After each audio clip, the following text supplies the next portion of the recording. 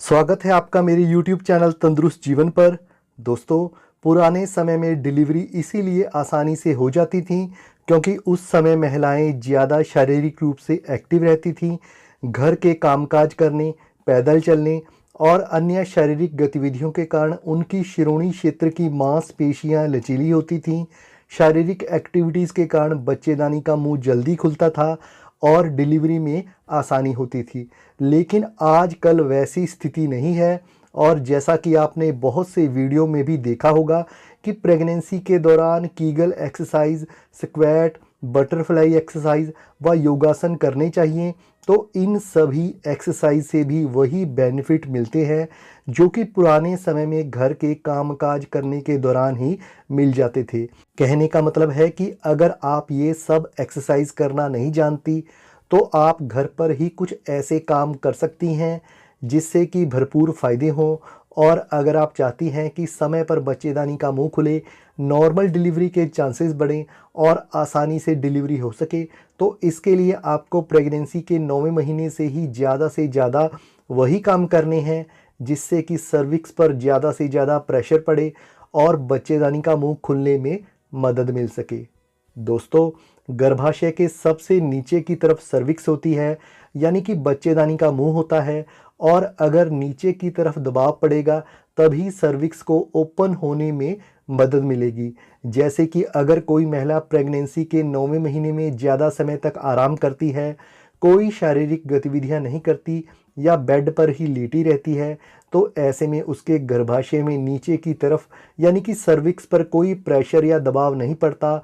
और अगर नीचे की तरफ कोई दबाव नहीं पड़ेगा तो बच्चेदानी का मुंह नहीं खुलेगा।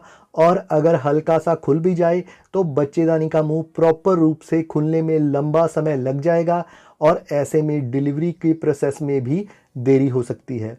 तो अब बात करते हैं कि 9वें महीने में आपको कौन कौन से काम शुरू कर देने चाहिए। सबसे पहला है तेज़ कदमों से चहलकदमी। दोस्तों, वैसे तो पूरी प्रेगनेंसी के दौरान वॉकिंग, पैदल चलना और सुबह शाम की सैर करना फ़ायदेमंद है, लेकिन प्रेगनेंसी के 9वें महीने में जब आप वॉक पर जाती हैं या सैर करती हैं तो आपको तेज़ कदमों से चलना है, यानी कि सावधानीपूर्वक तेज़ कदमों से चहलकदमी करनी है। और जब आप तेज़ कदमों से चलती हैं तो इससे भी बच्चे को नीचे खिसकने में हेल्प मिलती है। और अगर बच्चा नीचे की ओर आएगा तो उसके वज़न का दबाव आपकी सर्विक्स पर पड़ेगा जिससे कि बच्चेदानी का मुंह जल्दी ओपन होने में मदद मिलेगी। इसके अलावा तेज़ कदमों से चहलकदमी करने से आपकी पेल्विक मसल्स मजबूत बनेंगे, पेल्विक्स बोन की हड्डियां फ्लेक्सिबल बनेंगी और साथ ही आपकी श्रोणी क्षेत्र की मांसपेशियां भी लचीली बनेंगी जिससे कि डिलीवरी कम दर्द के, कम समय में और आसानी से हो सकेगी। सीढ़ियाँ चढ़ना। आपको प्रेगनेंसी के 9वें महीने से सावधानीपूर्वक सीढ़ियाँ चढ़नी शुरू कर देनी है। सीढ़ियाँ चढ़ने के दौरान हल्का सा आगे की ओर झुककर अपना पैर ऊपर उठाकर सीढ़ियाँ चढ़ें। सीढ़ियों का स्टेप चढ़ने के लिए जब आप अपना पैर ऊपर उठाएंगी तो इससे एक तो गर्भाशय पर प्रेशर पड़ेगा और दूसरा बच्चे के वज़न का दबाव आपकी बच्चेदानी के मुंह पर पड़ेगा जिससे कि सर्विक्स को जल्दी से जल्दी ओपन होने में भी मदद मिलेगी। और दूसरा, इससे आपके पेल्विक मसल्स भी मजबूत होंगे। ऐसे में ध्यान रखें कि अगर आप अकेले सीढ़ियाँ चढ़ने में कंफर्टेबल महसूस नहीं करती तो आप अपने फैमिली मेम्बर की हेल्प भी ले सकती हैं या फिर अपने पति का हाथ पकड़कर भी सावधानीपूर्वक सीढ़ियाँ चढ़ सकती हैं। उखड़ू पोजीशन में झाड़ू पोछा करना। प्रेगनेंसी के 9वें महीने में आप घर पर हल्के फुल्के काम कर सकती हैं और इस दौरान उखड़ू पोजीशन में यानी कि पैरों के भार बैठकर झाड़ू पोछा करना भी फ़ायदेमंद है। अगर इस दौरान आपको पैरों के भार बैठकर पोछा लगाने में मुश्किल हो रही है तो आप हल्का सा आगे की ओर झुककर भी झाड़ू पोछा लगा सकती हैं क्योंकि इससे भी पेट और गर्भाशय पर दबाव पड़ेगा, बच्चे को नीचे खिसकने में मदद मिलेगी और बच्चे के वज़न का ज़्यादा से ज़्यादा प्रेशर बच्चेदानी के मुंह पर पड़ेगा।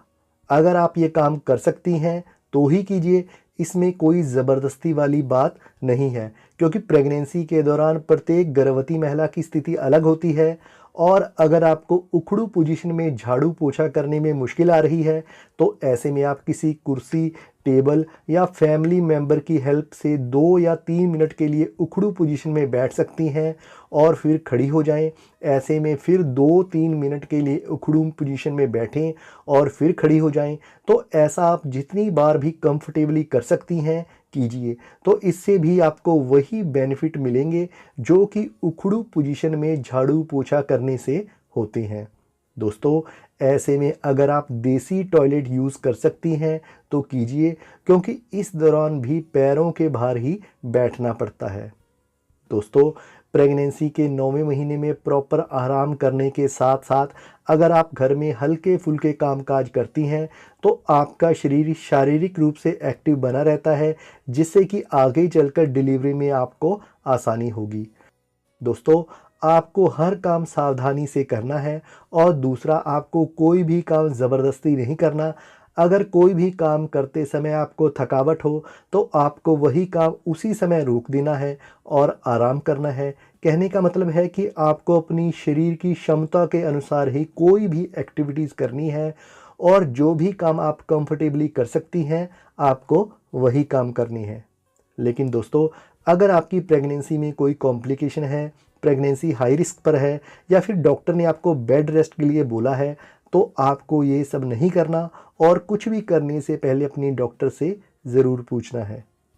दोस्तों, अगर आप प्रेगनेंसी के 9वें महीने में प्रॉपर आराम करने के साथ साथ ये सब गतिविधियां करेंगी तो आपको ज़्यादा से ज़्यादा फ़ायदा होगा।